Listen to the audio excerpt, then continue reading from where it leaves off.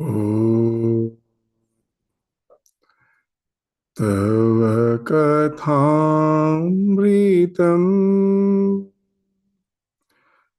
तप्तजीवनम्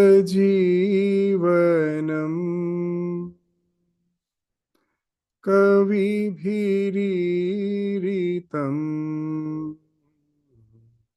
कल्मषापहम्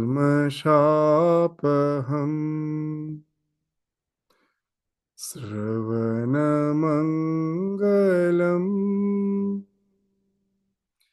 श्रीमदाततम्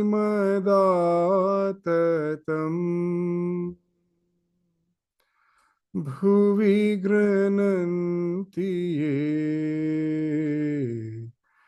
भूरिदा जना.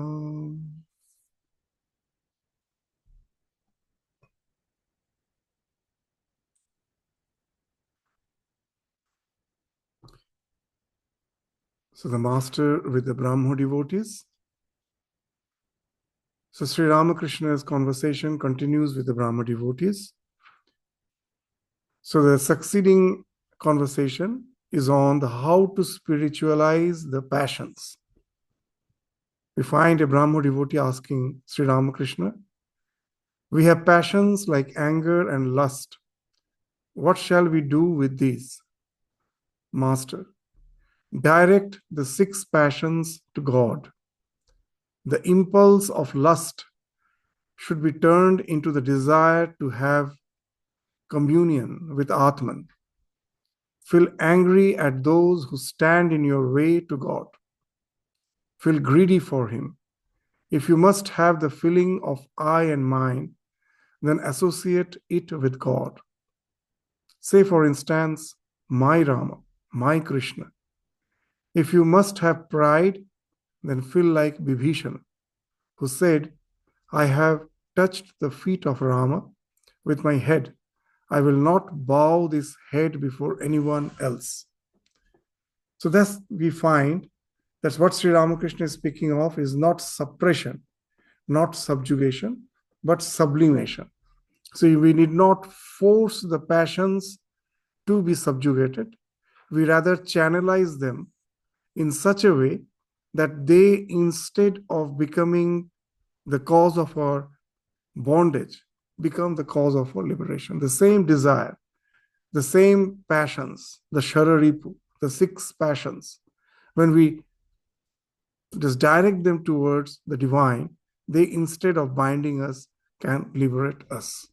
So this is the idea which we find, that kama, krodha, lobha, moda, kama, krodha, lobha, mada, moha, matsarya. So these are the 6 shararipu.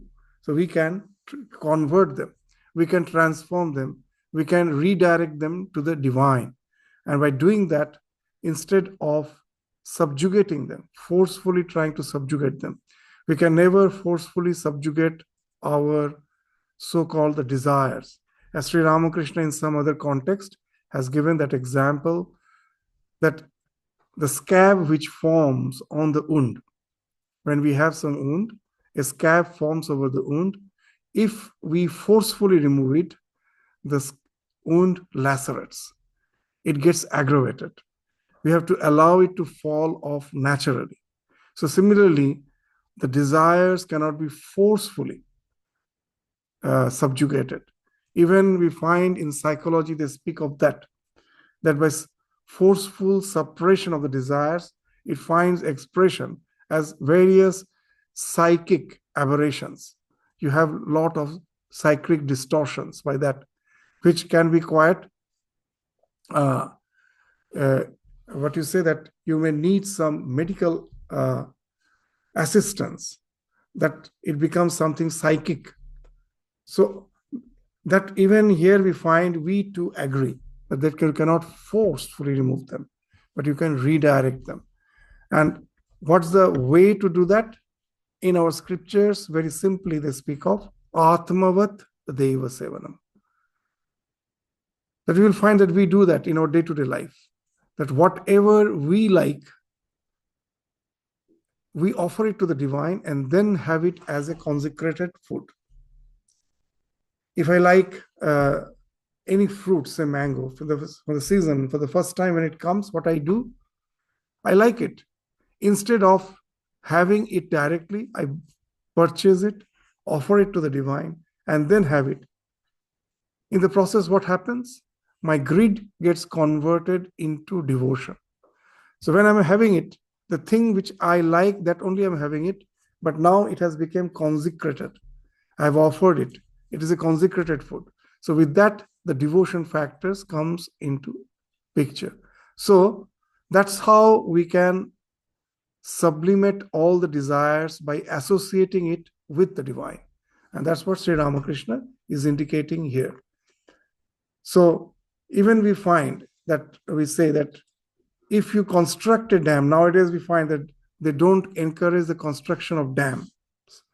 In the olden days, the dams were constructed on the rivers, but we find that when there is heavy rain, there is certain level after which, if they still keep the water within the log gates, what will happen? The dam will just simply burst out. There will be huge cracks. So what they do when the water level crosses a certain dangerous level, they open the log gates, knowing very well it will be flooding the lands, but there is no other way. They have to open the log gates once the water level goes beyond certain level. So what's the way now they do? What's the thing instead of constructing dam, which has been taken as a plan in most of the countries, that instead of constructing dams, they will construct canals. They will be constructing, like in India, from the Ganges, the canals has been made which goes to the dry, arid areas of Rajasthan. So when there is a heavy downpour, the water level upsurges, rises.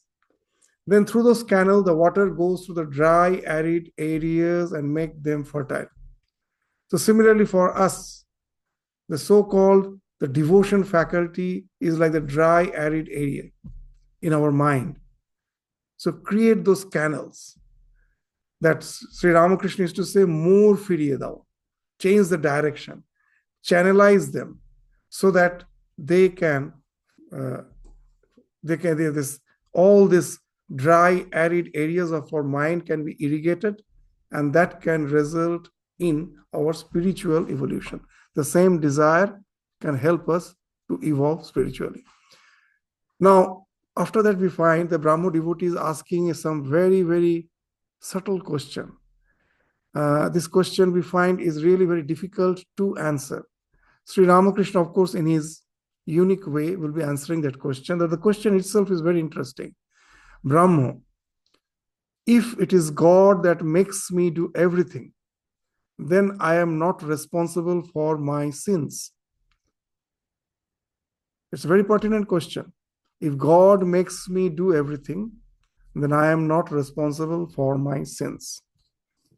The master with a smile. Yes, Duryodhana also said that. O Krishna, I do what thou seated in my heart makest me do. If a man has the firm conviction that God alone is the doer and he is his instrument, then he cannot do anything sinful.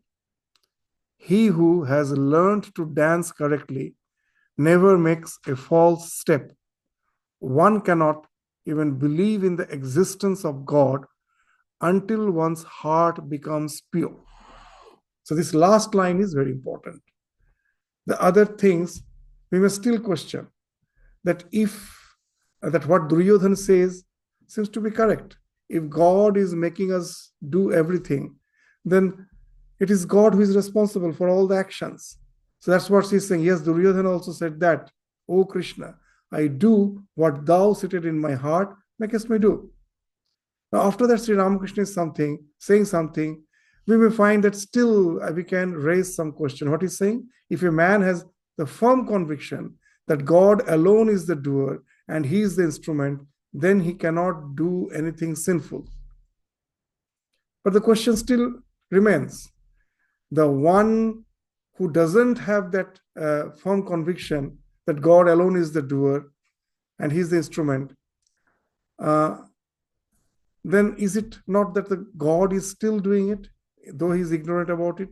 Because God is, after all, the one who is responsible for all my actions, is the one who is doing everything. So how to really, that what as how it is resolved by Sri Ramakrishna, that in that last line, one cannot even believe in the existence of God until one's heart becomes pure.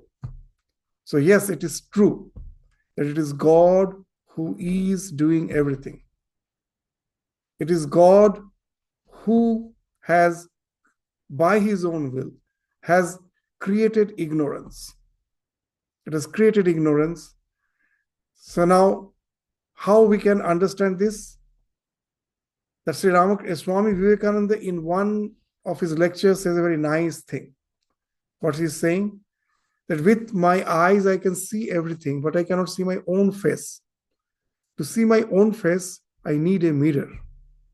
We say God is all powerful, almighty, eternal, all these things we say. But unless the creation is there, God just by himself, unless there is something to compare, tatastha, I can never speak of all those qualities. He is just as he is. As if to God realize his own nature, willfully takes ignorance on himself. The one becomes many. It is willful, it is his will. Through ignorance, he has came into this domain of that we are all gods bound by ignorance. Even the scriptures will say that you are God, I am God, we are bound by the ignorance. It is God who has become many. It is the one who has become many, and he is bound by himself by ignorance. And once you are in ignorance, then what happens? We will be just pursuing with our ego. With our ego, we will be pursuing the sensate world.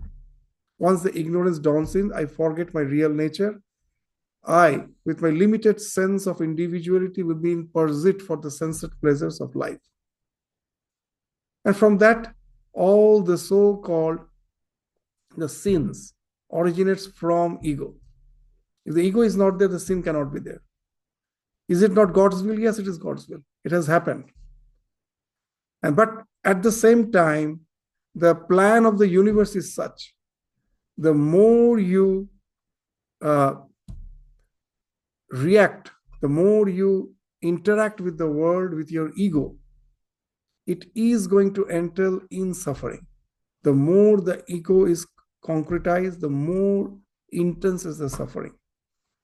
And through lives, we go through this suffering.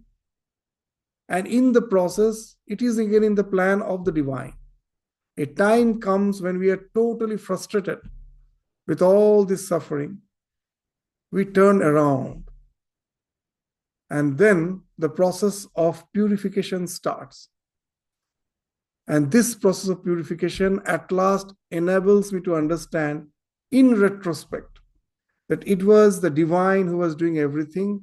And now, at last, the divine is there waiting for me. Actually, I'm not separate from the divine. The God has become many, so that through the many, again, he realizes himself.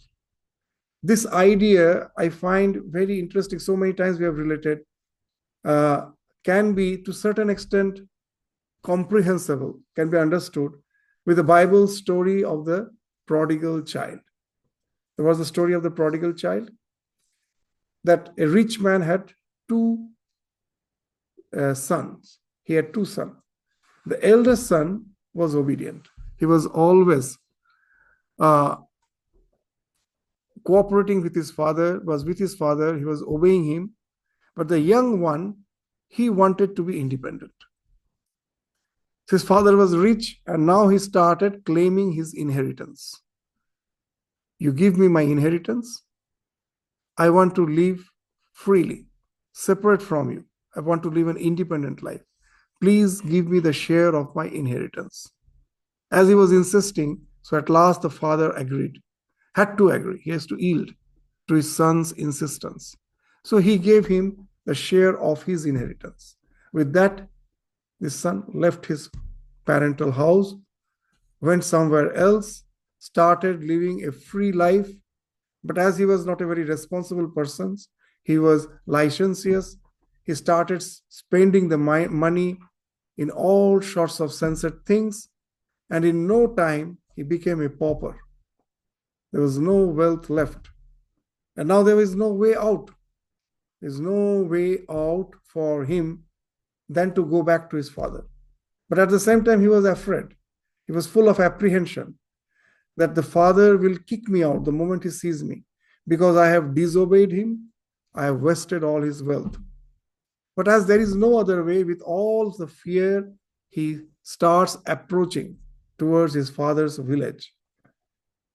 And when he is almost near the village, the father sees him from a long distance, and seeing him, the father runs, comes running, embraces the child, brings him back home, and in the evening, there's a huge feast given to the entire village to celebrate the son's homecoming. So this is a very nice story, the story of the prodigal child in Bible. What it indicates? The God is all blissful. That in our scriptures they say that the expression of his ananda is the Ladini Shakti. In the Vaishnava scriptures they speak of that he is Sat Chit Ananda Swarupa. That he is by nature consciousness, his existence, his consciousness, his bliss. That existence is bliss, that awareness is bliss. And that bliss finds expression as Ladini Shakti. What is that Ladini Shakti? Now, that when you are full of joy, you want to relate that joy. You always want to relate. But now he is alone. How to relate that joy? So he was alone. He became many so that he can relate with others through love, where that love is the Ladini Shakti, through which that bliss manifests. Now, when he has created many, now he wants that we should relate to him in love. So he could have created us in such a way that we relate to him in love. We never get distracted by the so-called other distractions. But again, it is his will. He has created this. He has given us the choice. It is not that, again, there's a question of our choice. It is he who has given us the choice that you can come to me or you can go away from me. He was one, he became many, and then he wanted to relate to them through love. And then he gave each and every individual the choice. You can come, you can enjoy the communion with me, or you can go, just like that young son of the rich man. He wants to go out. Yes, you can go out. Why he has given that choice? Because in love, very important thing, there should be option. If I have a feeling of love for someone, if I know that person is bound to love me, I can never experience the love. It becomes something like loving an artificial intelligence. I know he has been programmed to love me. He becomes just like a toy. It is the option which gives the question of enjoying the real love. That I love a person, it is his choice whether he or she will reciprocate it or not. He or she may reciprocate, may not. The choice is there. In spite of the choice, when he or she reciprocates, then I enjoy the union, the communion. So here, if God would have made all of us in such a way that we are bound to love him, he would have never enjoyed the love. So he gave that choice. You can relate to me through love or you may not. But at the same time, he did another thing, interesting thing. That yes, you may not choose, you may go towards the sunset pleasures of life, but he has created the world in such a way, he made it perfectly imperfect. Perfectly imperfect. You can go out, but you can never get happiness there. Know it for certain. So again, that is his will. He has created this world in such a way, you can never get satisfied. At last, you have to turn. We all will become pauper today or tomorrow, and we have to turn around. Again, it is his plan. And he is waiting to enjoy the Ladini Shakti, the bliss. He is just waiting when we turn around. The moment we turn around, it is He who comes running to embrace us, to make Him one, to make us one with Him. So in this wonderful story, you will find that there is no question of our individual choice. We went out to the world with the idea that we will enjoy, but it was God's plan. He made it in such a way. And then at last, when we turned around, this turning around is the idea of purification. When we turn around, that no, this world can give me nothing. I have been realized that. It can give me nothing. I am convinced about that. I have turned around. That speaks of the purity. All the distractions now has fallen off. My mind is getting focused to the divine. This speaks of purity. And then with this purity, when I turn around, it is God who comes and embraces me. I become one with Him. And then I realize the entire plan, only in retrospect. When I was going out to the sensuous, to meet the sensuous pleasures of life, I had the idea. What the idea? It is my free will. It is my free will. But actually, it was God who has planned everything. I thought it is my free will, but actually God has kept me in ignorance. It is only when I come back, then I find the entire plan revealed. So what it speaks of? Only when I get pure, I'm really pure, then that realization comes, everything is the plan of divine. When I have not become pure, and if I say that everything is the plan of the divine, it is a fatalistic attitude. Why? I have heard it in the scriptures, but I have not experienced it. It is just a mere word of my mouth, and I am using this so-called dictum, as has been spoken of in the scripture, to use it as a license for whatever I am doing. But there is no realization behind it. So it's only when I'm pure, then only I will realize that everything was God's plan. But when you have become pure, you have already turned around. So there is no question of committing sin again, because you have already moving towards God. God is coming to embrace you. There is no question of committing sin then. So once you have really realized that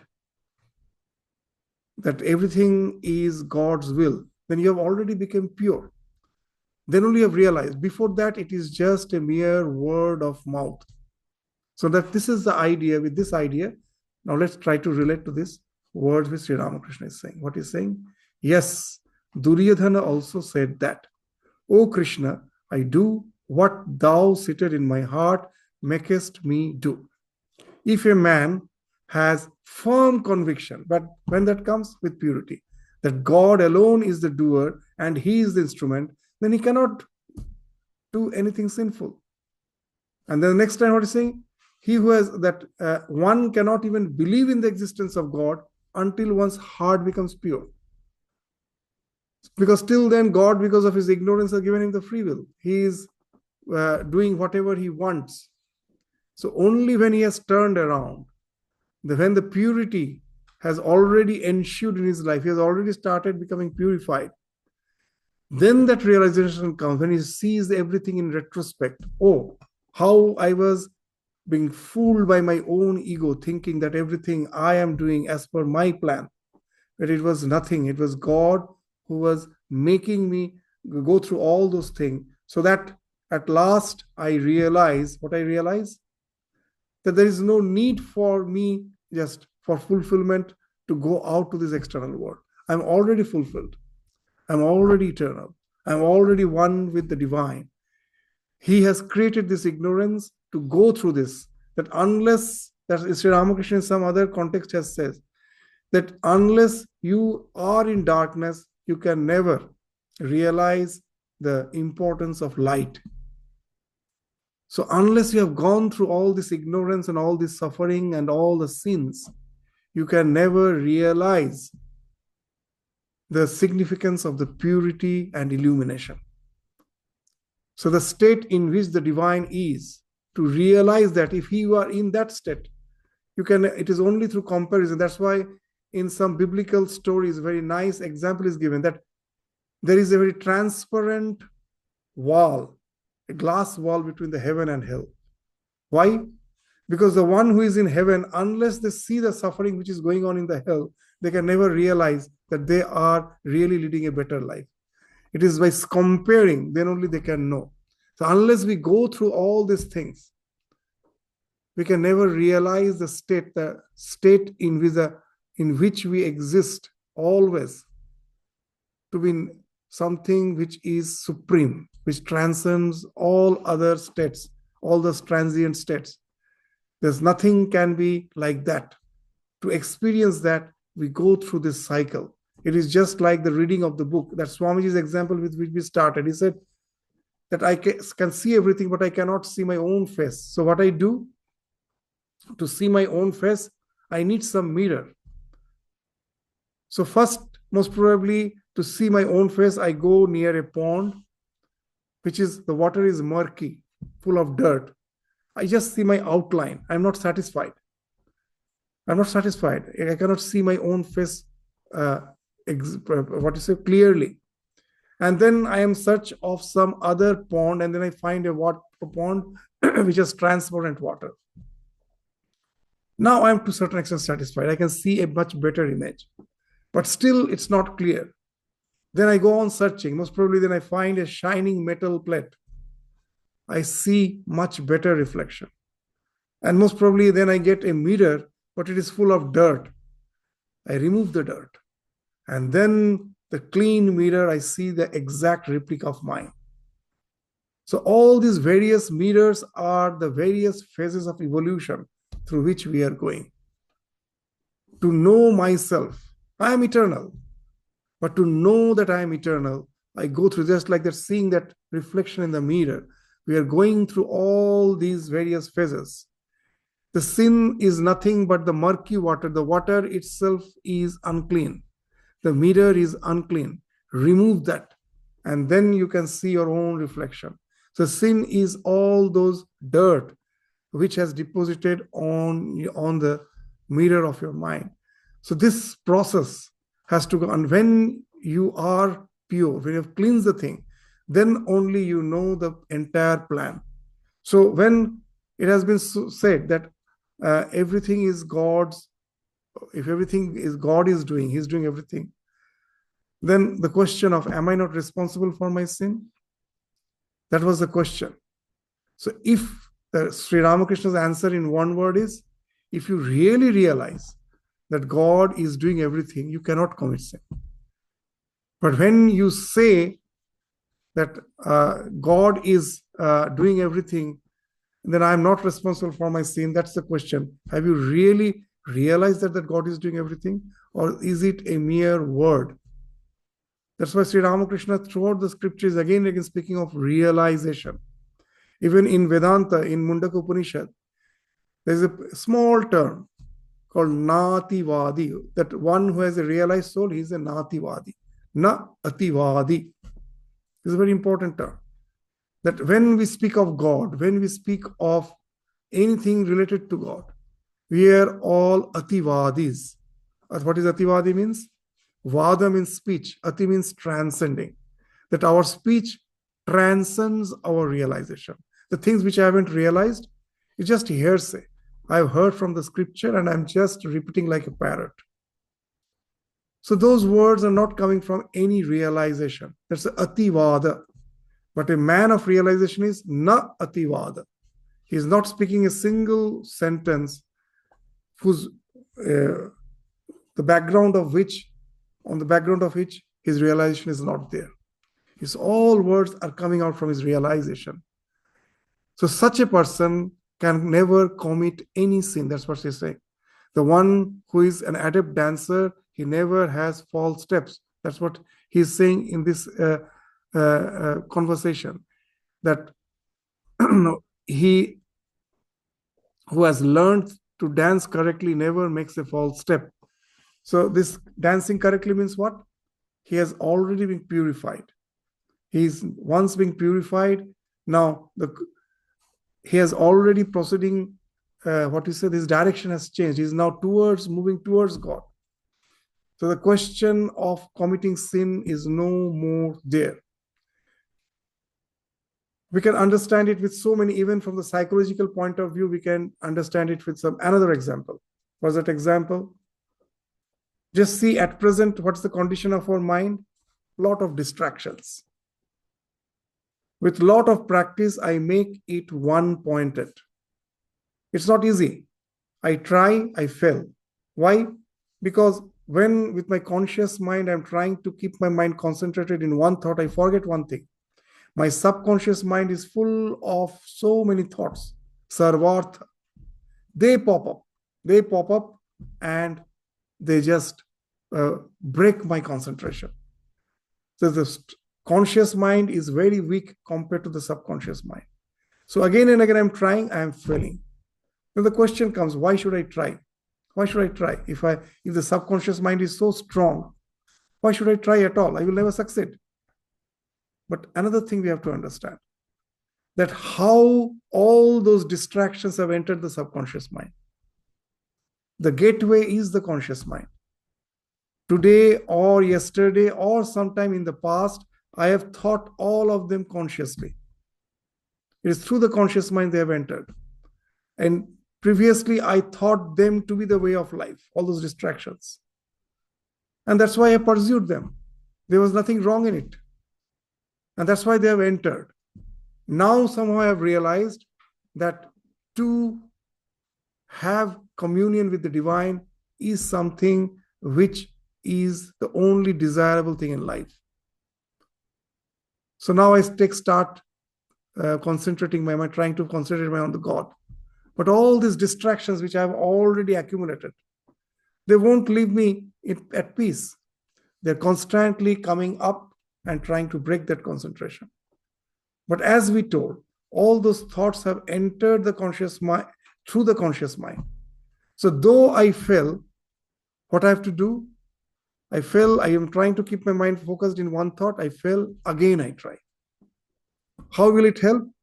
Because as all the subconscious thoughts at one point of time or other has entered through the conscious mind, so now this ekagra vritti, this focused thought, that also slowly start entering through the conscious mind to the subconscious mind. And this will start cleansing the subconscious mind. The more the focused thought, the ekagra vritti, it starts concentrating the subconscious mind, the subconscious mind will get cleansed from all the distractions. An example, the common example we give, just think the mind to be just like a cup full of turgid water, impure water. It is full to the brim. Now if I pour pure water into the cup, what will happen? The turgid contents will start splashing off. And the water will become more and more pure. The turgidity will get diluted because they are all overflowing. A time will come when all the turgid contents has flown off and the cup is full of pure water, ekagra vritti. It's full. So through persistent practice, even if we fail, if you go on trying, a time comes when the mind is full of this ekagrishta vritti. All the, this distraction, sarvartha has fallen off. But that is not the end. What happens after that? Now that full mind, which is full of ekagra vritti, that has become the habitual state of my mind. But if I really keep my mind in one thought, and that one thought becomes very intense, then suddenly the mind stops. Why? Because in this world, you will find everything is flowing. And why everything is flowing? Because there is a polarity. Why water flows? Because there's a difference of level. If both the levels are same, water flow will stop. Why electricity flows? Because the two ends have different potential. If both the ends have same potential, no current. Magnetism, same thing. As long as there is polarity, the flow is there. Even the mind is also a part of the world. Why it is constantly jumping, constantly active? Because it is jumping from thought to thought. This thoughts creates the polarity, one thought to another thought. Now, because of ekagra vritti, previously my mind was thinking A, B, C, D, so it was active. The mind can remain as mind as long as the vrittis are there. These terms are very important. Why the thoughts are called vrittis? Vritti actually means profession. It doesn't mean thought. But in our literature, we will find that thoughts are called vrittis. Why? Very, very interesting. See, our profession sustains us. Our vritti sustains. A doctor sustains himself by his profession. An engineer sustains himself by his profession. A businessman sustains himself by his profession. A teacher sustains himself by profession. Similarly, the mind can be sustained by jumping from thought to thought. When I sit for meditation, I say, I cannot control. How can you control? If you can really control, your mind is gone. The nature of the mind is that. That's why these thought waves are called vritti, because that sustains the mind. If I can stop it, that's the goal of yoga. In the very second sutra of the Yoga Sutra says, Yogas Chitta Vritti Nirodha. To stop the thought waves. How can you stop wave? To stop the stop wave, not by sleeping. Even in deep sleep, the mind is still active. It's not, bereft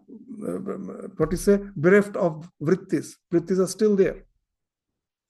Only in deep meditation, when the ekagra vritti has become high, this frequency has become very intense, there is no gap between two thoughts, and it is the same thought, then suddenly the mind collapses. It is a mind which has projected the world in one side, and inside it has created within, if you dive, you find the ego, outside this external world. The moment the mind collapses, the ego has fallen off. It is just like that example which we give. The white light is falling on the prism. Prism is the mind. White light is our ultimate conscious principle. This white light falls on the prism to create the spectrum. Similarly, the consciousness comes in association with the mind to create the spectrum of this world of name and form. So when that one thought that has enabled the mind to collapse, the prism has fallen off, what will happen? The spectrum becomes one with the white light. It merges with the white light. The spectrum is no more there. Now from that state, very interesting. This is very interesting. We always try to understand. See, previously, I was trying to concentrate my mind. The distractions were breaking my concentration. Now, for the first time, when I go to that state of thoughtlessness, very interesting, my subconscious mind is full of ekavritti. That ekavritti will now come and break the state of thoughtlessness. So though I have realized the absolute, but I can again come back to this world of duality. But very interesting. For me, there is no question of sinning anymore, because the distractions has been washed away. All the distractions has been washed away by the ekavritti. My mind, the subconscious mind, is full of ekavritti. That thought of the divine, or the thought with which you have went to the state of that absolute. With that thought, it is full. So even in your habitual state, at most you can come down to the God consciousness. But you cannot go back to the world of the sunset pleasures. So for such a person to sin is impossible. So now you will find that from so many points of view, you will find what Sri Ramakrishna is saying is very interesting. That for a man who has realized God, for him it is impossible to sin. The one who has an adept dancer, they can never fall steps. So again, let us read. You'll find that from so many angles, the same words. That's what we have to do with the scripture. After all, the gospel is the scripture. It is just like the cow ruminating. It will be feeding on the grass, but it doesn't go directly to its stomach. It goes on ruminating over it to really digest it. So the words of the scriptures are like that. We have to ruminate over it, go on ruminating. And then only the layers of understanding opens up. Otherwise, just by listening, there may be so many apparent contradictions. Just as in our scriptures, they have said, very interesting, that what's the way of realization? Sravana, manana, nididhyasana. That after hearing, I have to cogitate upon it, manana. And this cogitation can happen if we have Shraddha, that faith, that what has been told by the teacher must be correct. If I don't understand, I humbly accept that there must be some lack of understanding in me. It's not that what he is saying is incorrect. I need not be the too egoistic to say, oh, I know everything. What he has said is not correct. That way I can, what to speak of spiritual knowledge. Even in our day-to-day life, even the academic knowledge we cannot acquire. That's why Swamiji used to say that in the present age, that we say that religious superstition, there is scientific superstition. If you say that Panini has said this, Vyasa has said this, immediately we disbelieve. But if I say Darwin has said this, immediately there is no need for any reasoning.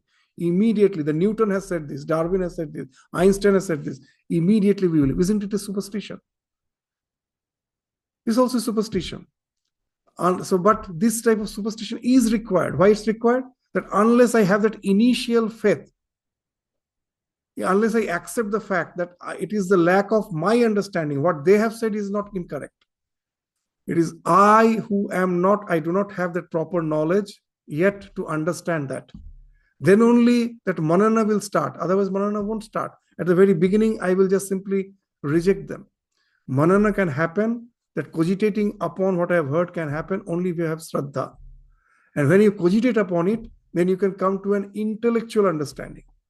That again is also not realization.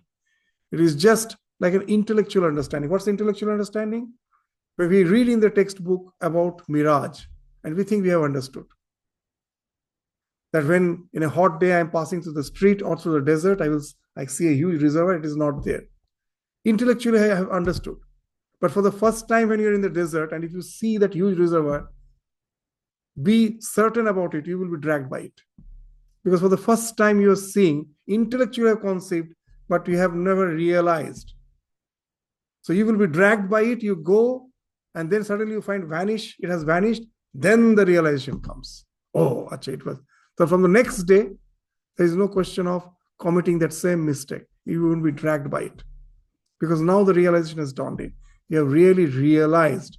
So this nididhyasana is meditation on your intellectual conviction till it takes you to the realization. Once you go there, now you are jivan mukta, you're free. Though you are living, nothing can bind you. So once you have this realized, he has become an adept dancer. For him, there is no question of false step. When he is saying everything is happening by God's will, it is coming from his realization. And such a person can never sin because he has already been purified.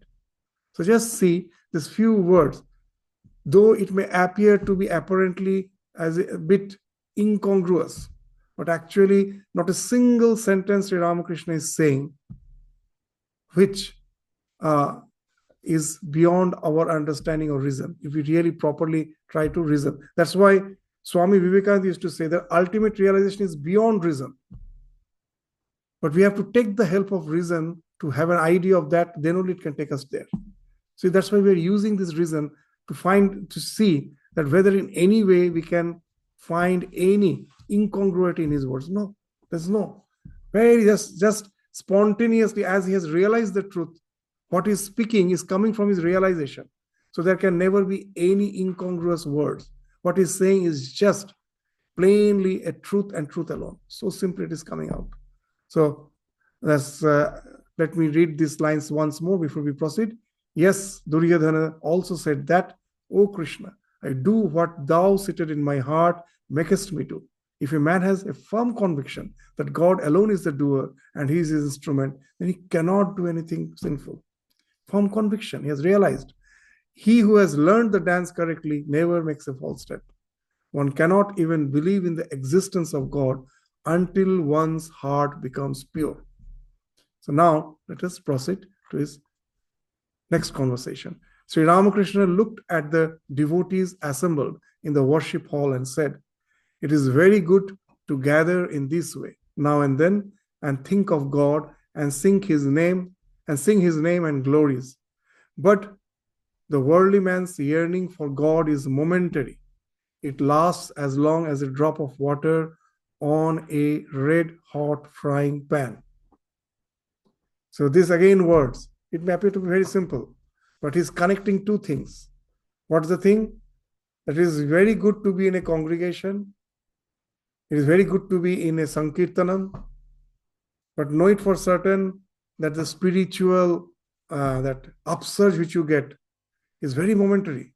It can be just like a drop of water on a red hot frying pan. Immediately it vanishes. What is speaking of? Unless we have the patience and perseverance to proceed to the spiritual life pursuantly, suddenly we go to some religious congregation, suddenly we have an upsurge, but we have nothing to hold on. Unless we have that perseverance, we have taken that strong resolution that I will be practicing spirituality unceasingly. It's not just as per my mood, I go and attend some kirtan and come back, and that gives me an immediate upsurge. And I may feel, oh, I have attained something. No, nothing you have attained. Immediately it will again fall. So unless that's what we were saying, that sarvarthata has to be totally cleansed by ekagrata. Sudden ekagrata may come by attending these religious congregations. But unless I have, with this ekagrata, I have cleansed the sarvarthata, again I will be just going back to my old ways of life. Just with an example, we will say that I have taken the resolution to keep my mind clean. It is just like previously I was feeding so many birds. Now I have taken the resolution I won't feed. These birds are nothing but all my distracted by the things which I was constantly, I was nourishing my desires. These birds are those various desires whom I was nourishing. And now I take a resolution, I won't feed them anymore. What will happen? Will the next day they stop coming? No. They will still come. For days together, they will come. I have to hold on to my resolution, I won't feed them. After first day, after second day or third day, as they go on coming, I may yield. Again, they will develop the expectation. But if I am strong in my resolution, after third day, fourth day, fifth day, they will get the feedback. We are not going to be fed anymore. Then they will start falling off. So that's why this Sankirtanam is good. Sri Ramakrishna is not saying it's bad. But know it for certain, whereas attending such a congregation and thinking that to be the be-all and end-all of your spiritual practice, you will be making a big blunder. That has to be substantiated by a regular practice. Otherwise, there cannot be any spiritual evolution. The spiritual evolution, it cannot be just a titillation of your nerve. It has to be a pursuant practice. So with this, we stop our discussion today. We'll continue with it again in the next class. Thank you all. Namaskar.